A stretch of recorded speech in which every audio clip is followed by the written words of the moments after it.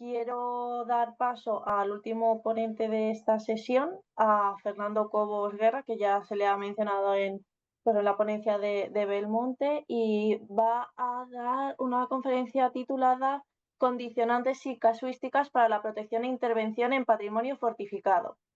Fernando Cobos Hola, es buenos doctor, días. buenos días, es doctor arquitecto y miembro experto de los comités internacionales de ICOMOS, Sherville Heritage e ICOFOR, del que es vicepresidente desde 2020. Es miembro honorario del Comité Científico de Europa Nostra, profesor del Máster Universitario de Rehabilitación de la Universidad Alfonso X el Sabio, profesor de doctorado en la Universidad Politécnica de Madrid y desde 1992 ha dirigido equipos interdisciplinares con los que ha redactado decenas de estudios y planes directores. También es autor de decenas de estudios y proyectos de restauración de monumentos de España, Europa, Asia y África. Ha publicado 11 libros y casi un centenar de estudios sobre metodología de intervención, técnicas de restauración, historia de la arquitectura militar y urbanismo. Y es consultor de patrimonio en Hispanoamérica. También ha obtenido numerosos premios, entre ellos el Premio de Arquitectura Castilla y León por la restauración del Castillo de la Mota, el Premio Europa Nostra por el Plan Director de las Murallas de Ibiza o, por ejemplo, entre otros muchos, el Premio de Urbanismo de Castilla-La Mancha por el Plan Director de la Muralla de Talavera de la Reina. Cuando quieras. Bueno, buenos días. No sé si se ve la presentación en pantalla porque yo no sé si la ve. ¿Se ve? Sí, se ve. Se ve, pero se ve la pantalla completa, ¿no? No. Completa. Vale, perfecto. Bueno, pues muchas gracias. Voy a traer una presentación que es un poco popurrí de cosas que han ido pasando. A ver si me deja pasar, porque no sé si me deja pasar un momento. No me deja pasar un momento. A ver. No. ¿Se ve la presentación? No. No, no se ve. No se ve, es que no sé qué está pasando con esta presentación que no se ve. A ver, un momento. A ver, un segundo. A lo mejor ahora. Vamos a ver. Ahora se ve. Ahora sí. Ahora se ve. Vale, perfecto. Es que no estaba funcionando. Bueno, en principio, la idea de esta presentación es dar una vuelta en los últimos más de 30 años que llevamos trabajando en temas de patrimonio y con fortificaciones a lo que nos hemos ido encontrando, ¿no? De hecho, las dos mayores experiencias con los temas de patrimonio las hemos tenido con un estudio que hicimos para el Ministerio de Cultura de 50 BICs, algunos de los cuales ya se ha hablado de ellos en estas conferencias, y luego los casi 30 planes directores que hemos hecho en los últimos años. Respecto a los... A ver si va. Hola. Respecto a los estudios de los 50 BIC, tuvimos la posibilidad de ver una enorme casuística, algunos de ellos luego se han resuelto. Por ejemplo, en este del Castillo de Niebla, se veía que todo el castillo había sido cedido a la Junta de Andalucía, pero había dos torres que seguían siendo propiedad del Estado porque el Estado compró una casa aquí para derribarla, de hecho la derribó, y abrir el paso a la entrada del castillo, pero luego se le olvidó que al comprar la casa también compraba la finca de esas dos torres y no transfirió nunca esa propiedad. No, una de las propuestas que hicimos en aquel momento es transfieras esa propiedad a la Junta de Andalucía y evidentemente ahora mismo se está interviniendo, estamos interviniendo en la recuperación de esta torre que estaba completamente reventada porque se había usado como vivienda y en la recuperación del conjunto de la entrada por la puerta, puesto que ya pertenece todo el edificio a la misma administración y es posible, por tanto, plantear una propuesta global. El caso de Monteagudo de las Vicarías, que se está hablando, pero se está hablando sobre todo del castillo, la muralla es del Estado. Pero claro, la muralla de Monteagudo de las Vicarías, en la mayor parte de su trazado es la fachada de las casas del pueblo. Y por tanto aquí se planteaba un problema, o que se supone que la muralla siempre es pública, pero la fachada de la casa de cada uno es la fachada de la casa de cada uno. Y el asunto, ya se ha hablado creo de aquí, es bastante más difícil de resolver. En el caso de Atienza, lo ha explicado muy bien Estefanía, se detectó que lo que estaba escriturado era una superficie mínima en relación a la superficie real. Con los planes directores, en concreto los que estamos haciendo ahora de paradores, se plantean problemas divertidísimos, como por ejemplo que hay una cesión que dice el solar sito en el recinto amurallado y el edificio del castillo. Esto es Alcañiz, dando a entender que es el espacio que hay dentro de las murallas, pero no se incluyen las murallas, hasta el punto que incluso aquí había un derrumbe, porque la muralla se había caído, y la línea de cesión pasa por la parte de arriba de la plataforma que no se ha derrumbado. Con lo cual, las murallas, ¿de quién son? De paradores, bueno, de Tour España o del ejército, que luego pasó a ser del ayuntamiento. Pasa lo mismo, por ejemplo, en Tortosa, donde este plano solo pinta por colores todos los problemas de límites de propiedad que tiene la delimitación del parador. Hasta el punto, por ejemplo, los castillos que están encima de una peña, claro, las peñas no son verticales, verticales absolutas, tienen superficie en planta. Por tanto, si alguien ha marcado la superficie del castillo por la parte alta donde arrancan las murallas, el trozo de ladera que hay hasta la parte baja, ¿de quién es? Vamos a ir repasando, por tanto, este era solo un comienzo, vamos a ir repasando algunos ejemplos interesantes. Esto es Cornatel. Cornatel es un castillo maravilloso, fantástico, sobre el que se intentó hacer un plan director, y al hacer el plan director descubrimos que había un conflicto de propiedades. Técnicamente, el terreno sobre el que está el castillo pertenece a la Junta de Vecinos de Villavieja, pero no se sabía porque había sido cedido ese terreno por el marquesado, en este caso, de Villafranca. Pero no se sabía si la cesión incluía o no incluía el castillo. Entonces, para poder intervenir, la Junta de Vecinos de Villavieja cedió al ayuntamiento de Piraranza, que era el ayuntamiento principal al que pertenecía la Junta de Vecinos, el castillo, en el supuesto de que el castillo estuviera incluido en las tierras que les habían cedido. Y la marquesa de Villafranca hizo un escrito por el que renunciaba a la propiedad del castillo en el supuesto de que ésta siguiera perteneciéndole. Y de esa manera el ayuntamiento consiguió que el edificio fuera público y se pudiera intervenir en él.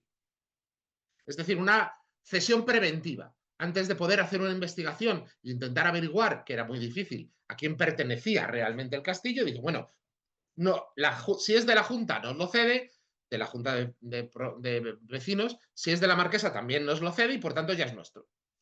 Y con eso sirvió efectivamente para que la inversión pública pudiera entrar. Pero en esto nos descubrió una cosa muy interesante que nos ha pasado en muchos sitios, que es la invisibilidad de la fortificación en el catastro o a efectos de patrimonio. Por ejemplo, esto que tienen a la izquierda es Fuenterrabía, Hondarribia, con unas murallas impresionantes. Pero cuando ven ustedes el plano catastral, no hay murallas. Las murallas han desaparecido por completo. Porque como no pagan, como no están sujetas a ningún tributo, no están cartografiadas. Y por tanto, se confunde lo que es la muralla con lo que es el espacio libre. Esto ocurre con mucha frecuencia en muchos edificios. Incluso entre propiedades privadas, la muralla termina siendo, esto, por ejemplo, Soria, la muralla termina siendo una línea. Ven ustedes aquí abajo, donde estoy marcando, no sé si lo ven, ¿se ve mi ratón cuando marco o no se ve? No, no lo estamos viendo. Vale, pues entonces espera un segundo que me cambio de pantalla. Es que tengo dos Ahora sí, pantallas. ahora Ahora sí, sí. ¿no? Vale, perfecto. ¿Ven? Bueno, aquí se ve muy bien cómo, bueno, se ve, no sé si leerlo Ahora. yo. Ahora, se ve como, aunque aquí la muralla se ve y la han cartografiado, aquí que la muralla está medio enterrada, incluso aquí, que forma parte del límite de una propiedad, es una línea. Y es muy difícil saber si la línea que representa la muralla corresponde a la propiedad azul, que es privada, o a la propiedad verde, que también es privada. Por tanto, se plantea, ahí se ve el estado inicial de la intervención y cuando se excava y aparece la muralla pasa a ser una línea muy gorda. En el fondo, lo que hemos hecho ha sido engordar la línea, o sea, es una línea, ahora ya la línea ya tiene 2 metros de grosor. Luego les contaremos cómo nos hemos, aquí incluso una parte de la muralla que había sido saqueada, teníamos la fosa, y la fosa pasa a ser parte de la muralla. En otros casos, por ejemplo, estas son las fortificaciones abalartadas del Miño, son fortificaciones que se habían hecho fundamentalmente en terrenos comunales durante las guerras de Portugal. Y son fortificaciones de tierra, de forma que cuando se han abandonado, el bosque las ha cubierto y son muy difíciles de localizar. Nosotros, utilizando planos del siglo XVII, y planos actuales y un GPS, fuimos sacando las trazas de esas fortalezas en mitad de los montes. Algunas veces era complicado porque, aunque había relieve, porque ahora están los rebellines, los fosos, era complicado de ver. Esto, por ejemplo, es la traza en forma de estrella regular que forman los helechos en mitad de un bosque porque representan la parte más baja, que es el foso de la fortaleza. Esto es un rebellín de la fortaleza de Amorín. ¿Qué pasa? Que esta fortaleza, y les juro que hay un relieve brutal aquí, porque es una fortaleza inmensa y con una altura enorme de fosos y de murallas. ¿Qué pasa? Que estas fortalezas pertenecían a la Junta de Feligresía, a la Junta de Vecinos. Y en un momento determinado la Junta de Vecinos no tiene entidad jurídica. Y por tanto, Hacienda decidió que iba a ser como una comunidad de bienes. Y entonces sacó una lista. A ver, ¿la Junta de Vecinos quiénes son? Pues fulanito, menganito, los vecinos en el momento. Fulanito, fulanito, fulanito, fulanito. Lo cual es mentira, porque si ese vecino se muere y sus hijos no viven en el pueblo, no tienen derecho a ese terreno. Pero en todo caso, apuntó a unos señores. El siguiente paso que hizo el registrador, o el catastro en este caso, es asignarle un trozo de fortaleza a cada uno. Pintó una raya. Eso es Amorín, ven ustedes, qué forma más curiosa. El señor que dibujó esto en un despacho de Pontevedra, por supuesto, no tenía ni idea que estaba partiendo en trozos una fortificación abaluartada. Y pintó las rayas como mejor pudo. Y distribuyó. Esos son los distintos propietarios. ¿Y qué pasa? Que efectivamente, una vez que te han puesto una raya y te dicen, no, usted no es propietario mancomunado de todo, sino que usted tiene este gajo de fortaleza, pues entonces yo en mi gajo de fortaleza, como pasa en la fortaleza de Nuestra Señora que está al lado, me pongo mi valla y me arraso y me allano un poco el terreno para marcar claramente mi propiedad y luego para hacerme una casita o un merendero. Por tanto, al final, lo que era una propiedad mancomunada, ese efecto de partición de la propiedad a nivel de atribuirle a personas concretas cosas que pertenecían al común, han terminado produciendo estos fenómenos. En Amorín, afortunadamente, no hay vallas todavía, espero que no se les ocurra nunca, porque además fíjense lo que tendría que hacer la valla. Pasa el foso, sube a la muralla, baja a la plaza de armas, atraviesa el rebellín, sale por el otro lado. Otro tipo de invisibilidad es la patrimonial. Por ejemplo, esto es Castrotorace. ¿Qué decimos invisibilidad patrimonial? Es cuando la propiedad se asigna sin tener en claro cuáles son los valores patrimoniales. Esto es Castrotorace. Castrotorace está construido al borde del embalse de Ricobayo, que es uno de los embalses más antiguos de España, y cuando este embalse se hace, el Estado expropia todos los terrenos que iban a ser ocupados por el embalse. Una vez que se embalsa, el Estado se da cuenta de que hay parte de los terrenos que el agua no va a cubrir nunca. ¿Y qué hace? Pues coge y devuelve los terrenos. ¿Pero cómo lo hace? Pues le entrega a la Diputación y al Ayuntamiento la muralla físicamente, es decir, físicamente lo que es la muralla y el talud de la muralla en este caso, pero todas las tierras al interior, que es todo el despoblado medieval con sus iglesias y sus distintos espacios, y todos los terrenos exteriores, se los entrega a propietarios privados que lo convierten en un campo de labor. Claro, el concepto, esto será del año 29, el concepto que tenía en el año 29 el patrimonio es que muralla, patrimonio es aquello que se ve. Todo el patrimonio arqueológico asociado al despoblado no interesa. Pero claro, ahora el conflicto de trabajo con Castrotorafe es que la titularidad de la muralla se corresponde exclusivamente con el muro de la muralla. Y el terreno interior, que hubo un momento en que fue público, ha dejado de ser público para ser parcelas de propietarios que lo labran. Entonces, vemos un poco lo que pasa en Castrotorace. Otro caso muy interesante es con aquello que está pero no se ve. Esto es Almazán. El límite de la muralla es el límite de la muralla que se veía, es decir, a la izquierda, que es el límite del conjunto histórico y que es el límite del monumento. Nosotros hicimos unas catas, sabíamos que había otra muralla por fuera, que había un foso, pero cuando fuimos a hacer la obra, nuestra obra estaba fuera del límite del bien y fuera del límite del conjunto histórico, hasta el punto que tuvimos que hacer un certificado bastante curioso en el que decía que las obras programadas para la restauración de la muralla de Almazán se encontraban situadas dentro del entorno de protección de la muralla de Almazán, porque si no, no nos podían dar la subvención del 2%. Otro problema de invisibilidad es cuando la muralla es tan grande que no se ve. Me explicaré. La muralla de Villalpando está construida por un terraplén gigante de unos 20 metros de ancho que se produjo sacando arcillas de las lagunas circundantes, formando un foso y haciendo un montón de tierra. Durante años han estado haciendo catas para buscar la muralla, porque hay trozos de muralla que son de piedra, para buscar la muralla, por donde debería estar la muralla, pero si tú haces una cata dentro de un terraplén de arcilla, lo único que encuentras es arcilla. Y como es muy difícil distinguir la arcilla que han removido de un sitio y la han puesto en otro, porque se ha hecho todo al tiempo, llegaron a la conclusión de que la arcilla era natural, que el terreno era así. Claro, si vemos el modelo digital del terreno, nos damos cuenta que efectivamente ese cerco de montañitas alrededor del pueblo no es natural, que forma parte de una acción artificial y que eso es la muralla. Pero claro, este es el proceso. A veces pasamos de tener un terreno a tener una muralla y se la adosan las casas, tenemos un terraplén, no se llega a hacer muralla nunca y las casas se montan sobre el terraplén y tapan los fosos, o por el contrario, se construye la muralla y luego las casas apoyan a la muralla. En Villalpando tenemos las tres casuísticas, pero cuando realmente toda la muralla es el terraplén, aquí la muralla es el solar, todo el solar es la muralla. De forma que, ¿cómo se protege una muralla que es un terraplén? Aquí se ve muy bien el terraplén y se ve muy bien como además era un terraplén enorme, inmenso, que tenía la misma cota dentro que fuera, es decir, que era una montañita artificial construida alrededor. Por tanto, esto resulta un problema importante, porque no hay una muralla.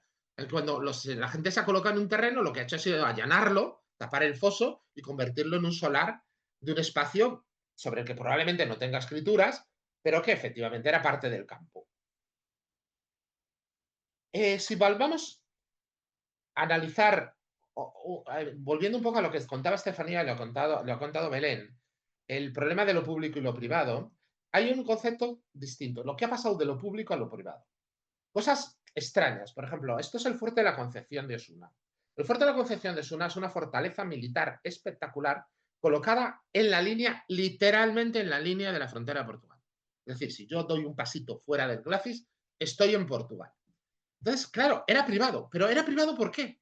O sea, ¿dónde está el documento de enajenación del Estado de una fortaleza situada en la misma línea, en la misma raya de la fronteriza, que además se convertía, en cuanto se lo dieras a un particular, en un recinto maravilloso para el contrabando? No había una aceptación. O sea, hemos aceptado todos que efectivamente es privado, pero no está claro que... Yo no he visto ese documento que se cede. Otro caso interesante de apropiación del terreno público. Las motas. Todo el mundo ha oído hablar de las motas británicas, las motas inglesas. En España también tenemos muchas, muchísimas, muchísimas. Y las motas son lo que identificamos en la legislación medieval antigua, medieval, con los castillos viejos del rey. Y hay una norma en todas las cortes de Castilla durante años que es delito de lesa majestad, es decir, está condenado con pena de muerte, ocupar castillo viejo del rey.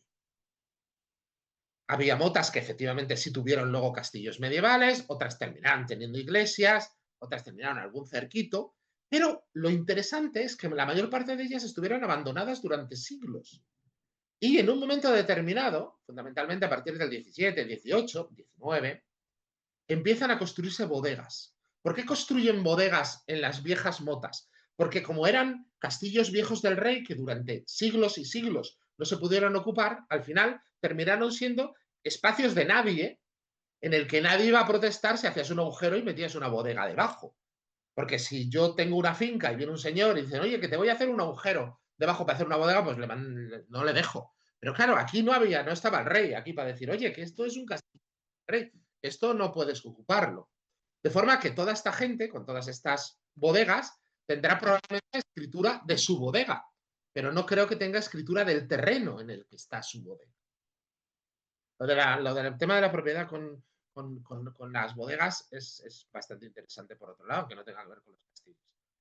Está el tema de los castillos que fueron del Estado, estos Montvenga es un caso, y se cedieron allá por los años 70 con la condición de que en 50 años el propietario hubiera hecho unas obras de consolidación que garantizaran supervivencia. Algunos compraron muchos castillos con este tipo, se los adquirieron, y hace algunos años, cuando ya se cumplían los 50 años y había que tener una obra, se lo vendieron a un tercero de buena fe diciendo: oye, te vendo un castillo, ya verás qué bien te va a quedar aquí una casita. Y algunos terceros de buena fe compraron estos castillos y encontraron un problemón. También es verdad que yo no creo que la hacienda pública hubiera ido a perseguirles a decirle que devolvieran el castillo, por lo que veremos después. Pero el caso es que algunos castillos se caían, adquirieron la responsabilidad de que no se cayeran. Este es Montuenga, una persona realmente encantadora, que compró, no se dio cuenta de lo que estaba comprando, pero el que hicimos una consolidación básica de un muro que se iba a caer a esperas de que va ahorrando hasta poder conseguir reparar el edificio. Pero hay casos mucho más sangrantes. Esto es el castillo de Curiel. El castillo de Curiel era del Estado, era de Hacienda. Y era de Hacienda, yo creo, hasta principios del siglo XX o muy finales principios del siglo XXI o muy finales del XX. Es decir, no es de aquella tanda de 1970, sino continuó durante 30 años más siendo del Estado. Y de repente el Estado lo saca a subasta a ver quién se lo quiere quedar para hacer lo que sea. Y se lo coge un señor que quiere hacer un hotel. Este hotel. Un horror, un espanto, no hace falta que lo diga, y cuando se protesta, y protestamos muchos desde muchos ámbitos, y la propia Comisión de Patrimonio, y todo el mundo diciendo: oiga, esto es un asesinato, porque está usted en un castillo que es uno de los pocos castillos de la Reconquista que es verdaderamente de la época de la Reconquista. Lo más moderno que había en el interior del castillo eran unas salas claramente de época cisterciense. Por tanto, se está usted cargando una obra maestra de la historia de la fortificación española. Entonces, por supuesto, no se pudo evitar, el hombre hizo lo que le dio la gana, ya lo veis, y tal, pero en una de esas discusiones, este señor, que no era tonto, podría tener mal gusto, eso sí, pero no era tonto, dijo una cosa que a mí me impresionó. Me dijo: si tan importante era el castillo, ¿por qué el Estado lo ha sacado a subasta? Y es verdad. Si el Estado tiene un edificio y lo saca a subasta, ¿quién es luego el Estado para decirle a la administración: oiga, pero no, tiene usted que conservarlo sin tocarlo porque es una joya arqueológica? Si es una joya arqueológica, no lo subastes. Y pasamos ya al gran conflicto que se habla de él, que son yo no me extenderé mucho porque Belén ha explicado muy bien la enorme capacidad que tiene un plan director, porque afecta a temas urbanísticos, temas arqueológicos, temas matrimoniales, para trabajar sobre problemáticas complejas, en este caso sobre el tema de la propiedad, pero pondré algunos ejemplos. Por ejemplo, esto es la muralla de Mansilla las Mulas, que es del Estado, está escriturada a nombre del Estado, pero que tiene un montón de edificaciones adosadas, parcelas que ocupan los fosos, y que cuando hicimos el plan director nos propusimos averiguar qué historia tenía. Empezamos desde el catastro del Marqués de la Ensenada a revisar toda la documentación.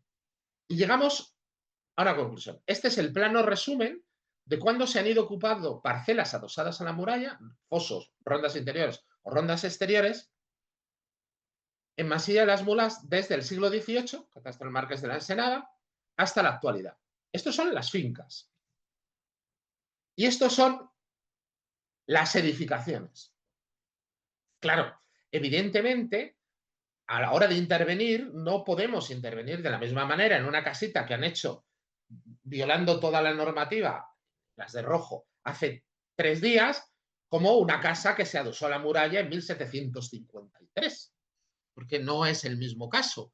Y aunque es cierto que la ocupación de la muralla no prescribe, la propia casa adosada desde 1753 es ya casi un patrimonio. Y esto era bastante importante a la hora de intervenir. Había otro aspecto interesante y era el tema de que esas casas que se adosan no simplemente se adosan, sino que en algunos casos sustituyen la muralla porque la tiran o mejor aún, o peor aún más bien, se la comen. Claro, aquí entramos en un problema jurídico interesante, porque aunque la parcela adosada sea privada, la muralla no. Y por tanto, si el vecino se ha ido comiendo la muralla de 4 metros hasta dejarla en un muro de 70 centímetros, esos 4 metros de muralla, aquí cuando empezamos a derribar edificios adosados a la muralla Mansilla, nos dimos cuenta que se la habían comido, pero que la muralla seguía siendo pública. Es decir, esos 4 metros de muralla son muralla. Por tanto, esa ocupación, esa invasión de la muralla era una invasión que no había prescrito, aunque la muralla estuviera a punto de caerse. Y descubrimos una cosa muy divertida. y es que las murallas estaban comidas en casi todo su grosor, salvo aquellos elementos que coincidían con las paredes medianeras entre casas. Porque claro, en la pared medianera entre las dos casas adosadas a la muralla, nadie había picado, porque picar la muralla hacia el otro lado era meterse en la finca, con lo cual se habían mantenido pequeños estribos, que en el fondo es lo que ayudaban a que la muralla no se hubiera caído, que coincidían con los distintos cortes de medianeras de las distintas casas adosadas. Esto, por ejemplo, se veía muy bien en Talavera de la Reina, donde habían robado los sillares romanos y se habían ido metiendo en la muralla, pero los sillares romanos que se ven ahí en el medio, que coincidían con la medianera, aquellos del fondo y estos de aquí, esos sillares romanos no se podían robar. Y como no se podían robar, cuando las casas desaparecieron, son los únicos que han perdurado. La muralla de Talavera de la Reina es un caso también muy interesante, porque empezamos a cuantificar las distintas formas que había tenido la edificación adosada de comerse la muralla, no ocupar el espacio de la barbacana, ni el espacio de las albarranas, ni la ronda interior o la ronda exterior, no, literalmente fagocitar una muralla de 4 metros de espesor. Esto, por ejemplo, es el plano de la zona del Salvador. Lo ven arriba. En el plano de arriba, la parte de la derecha, es el muro que queda después de que las casas que estaban adosadas por fuera hubieran comido la muralla. Pero a la parte de la izquierda ven el muro que queda después de que las casas que estaban adosadas por dentro hubieran comido su parte de la muralla. De forma que ahora teníamos una muralla de 10 metros de altura, pero que tenía 70 o 50 o 30 centímetros de espesor. Por eso se plantearon una serie de alternativas de cómo consolidar la muralla, que implicaba recuperar el volumen de la muralla, una estructura hueca, entre otras cosas, porque en el interior de la muralla, en los rellenos de la muralla, aparecieron las huellas de las sandalias de los romanos que construyeron la muralla y que identifican la muralla de Talavera como una muralla romana. También, efectivamente, había una propuesta. Por tanto, tenemos dos tipos, dos niveles de intervención. Las parcelas que ocupan y se apropian de la muralla o que se adosan a la muralla, pero por otro lado, las parcelas que, aun reconociendo que la muralla es pública, han butroneado la muralla y la han ido comiendo.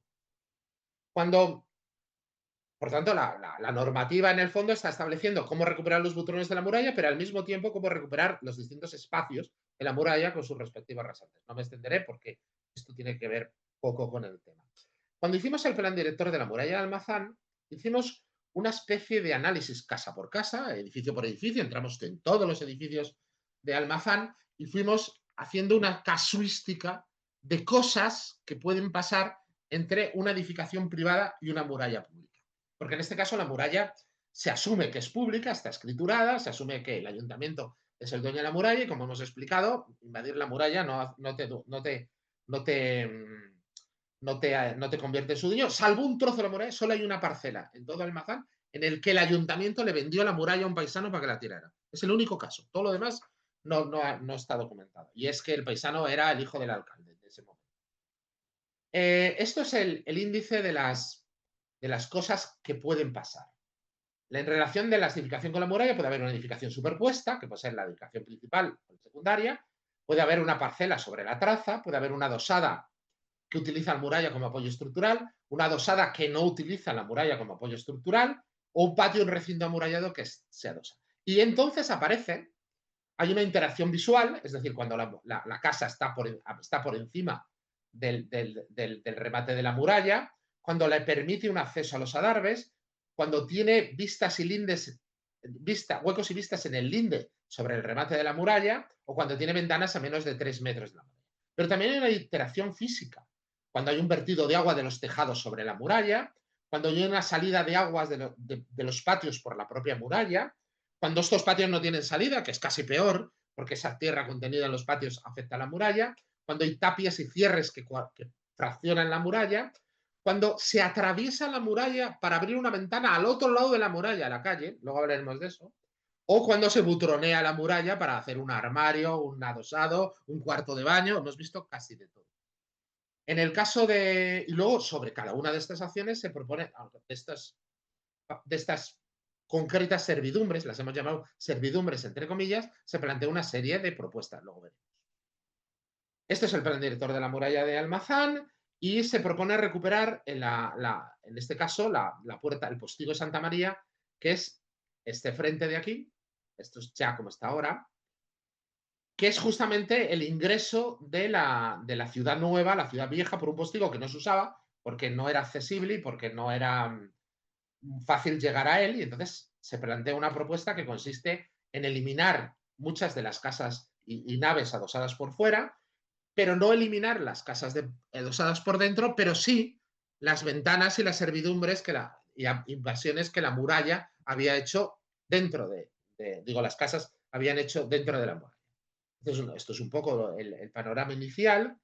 Vemos un poco tal, vemos todas las heridas que tenía la muralla de distinto tipo, ventanas. Pero es muy curioso porque en un momento determinado, cuando vamos a tapar estas ventanas, me acuerdo perfectamente, cuando vamos a tapar estas ventanas, recibo un escrito de un abogado que me dice que es que eso no se puede tapar porque es una servidumbre de vistas. Y digo, hombre, no, servidumbre de vistas es abrir una ventana al predio del vecino.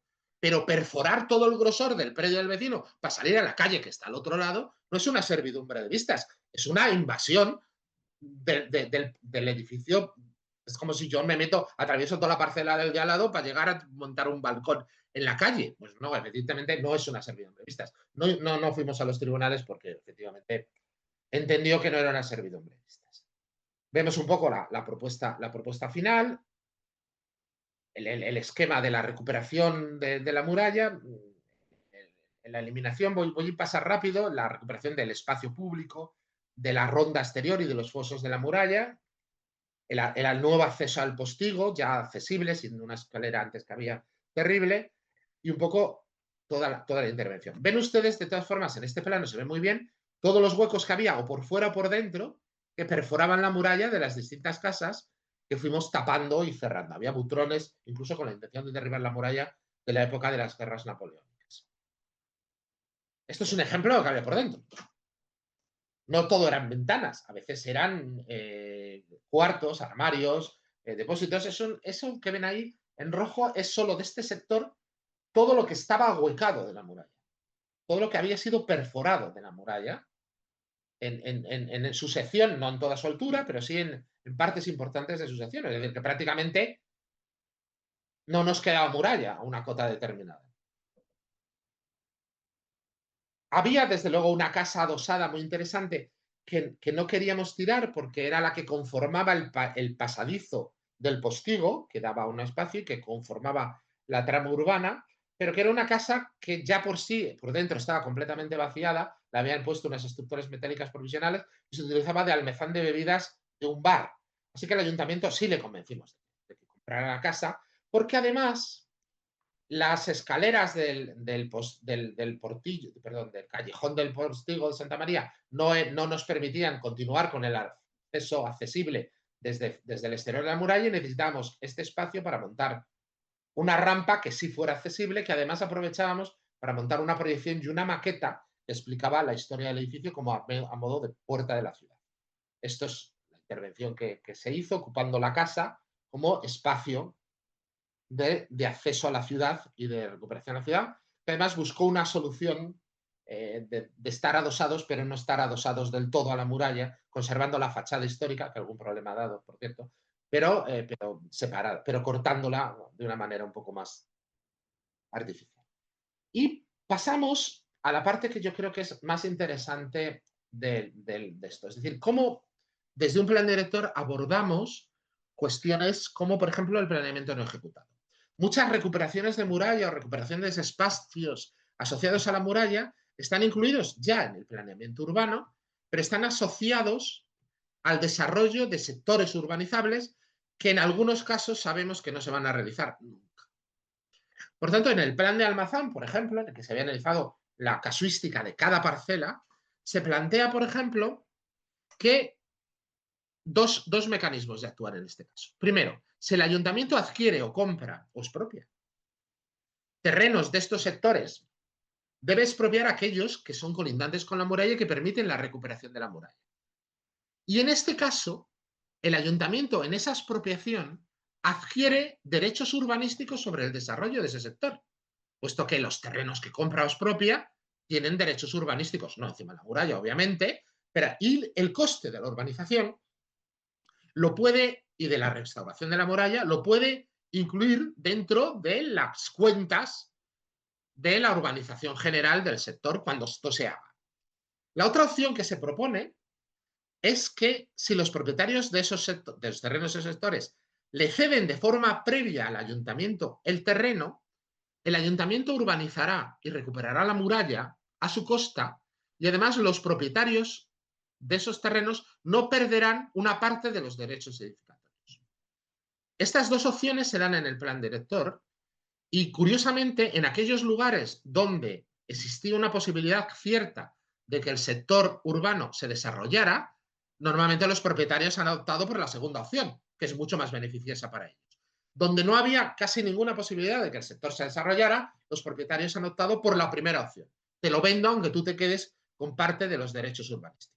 Esto es el entorno del plan de urbanismo y protección del frente de murallas que da el río, de Soria, y este es el ejemplo de cómo está. Además, en Soria tenemos curioso porque nuestra muralla en Soria no solo está en el casco histórico, sino que sale del casco histórico y está en suelo urbano no histórico, pasa a suelo urbanizable y termina estando una parte en rústico.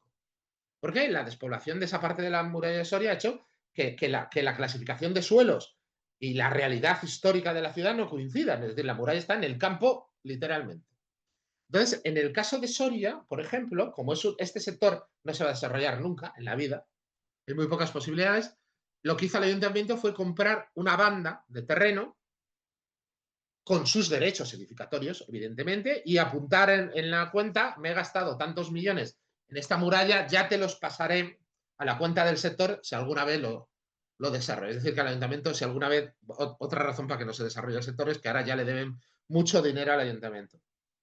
Vemos un poco aquí las distintas operaciones de recuperación de la muralla y vemos un poco cómo la muralla ha terminado siendo, hemos hecho un camino por los dos lados, puesto que el terreno ya es municipal y ahora es una zona de paseo con un paisaje extraordinario en lo alto del Mirón.